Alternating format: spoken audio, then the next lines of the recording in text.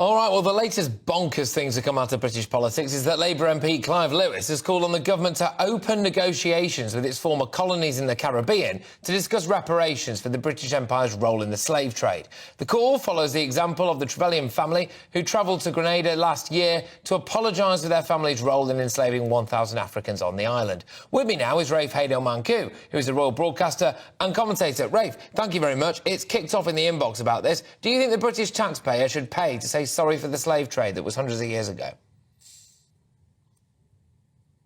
Absolutely not. You know, it's enough of this self-flagellation. It's time that Britain stopped apologising and stopped being lectured and made to feel guilty by these fringe radicals like Clive Lewis. One might ask why he's not protesting, you know, outside the embassies of Chad or Mali or Sudan or Nigeria, which currently have horrific levels of slavery in them. And it's funny how Mr. Lewis and all of his ilk are mysteriously silent about those current atrocities. You might think they've got an ulterior agenda behind them, and it's not really slavery that's the issue.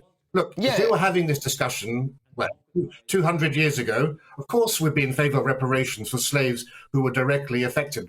But this is 2023. We're talking about 6 or 7 generations later, the great-great-great-great-great-grandchildren of slaves. And the cold, hard facts for Mr. Lewis are that the descendants of slaves living in the Caribbean have a far better quality of life than they would have had if their ancestors had remained in Africa. Because Britain's Caribbean possessions, unlike West Africa where the slaves come from, are now middle-income countries. So the Bahamas has a GDP per head which is comparable to Spain and Italy, and it's higher than Portugal, which actually had many more slaves shipped than Britain ever did. You know, look at Barbados or St. Kitts and Nevis or Antigua, they've all got higher rankings amongst the UN Human Development Index than Brazil or Mexico or many of the countries colonized by the Spanish. And then if you compare that and contrast that with the countries of West Africa from where the slaves originally came, well, look at Benin, for example. The GDP per capita of Benin here, I've got, is $1,430 per year.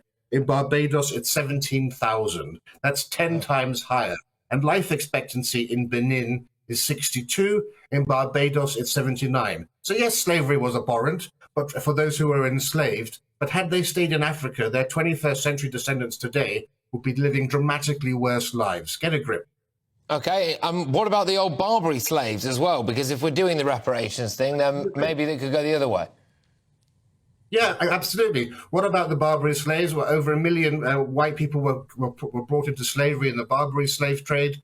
And also, what about the demands made for Africans to pay reparations? Why isn't Mr. Lewis actually asking for Nigeria or Benin to pay reparations to people in the Caribbean? Because, of course, the white slavers had their ships moored off the coast and they didn't venture inshore. They purchased slaves that had been captured by other Africans, and there were more slaves held in bondage and in slavery in Africa than were ever transported across the oceans. And actually the slave trade continued far longer. The Islamic slave trade of African slaves carried on well into the 20th century. And modern day slavery, of course, exists. There are more slaves in bondage today than there were any time under the British Empire, with Pakistan actually being the worst culprit in all of this. And then again, of course, why should British taxpayers pay for slavery reparations when only 3,000 people in this country ever owned slaves? The majority of British people in this country descend from people who lived lives of abject poverty, terrible hardships, akin to serfdom.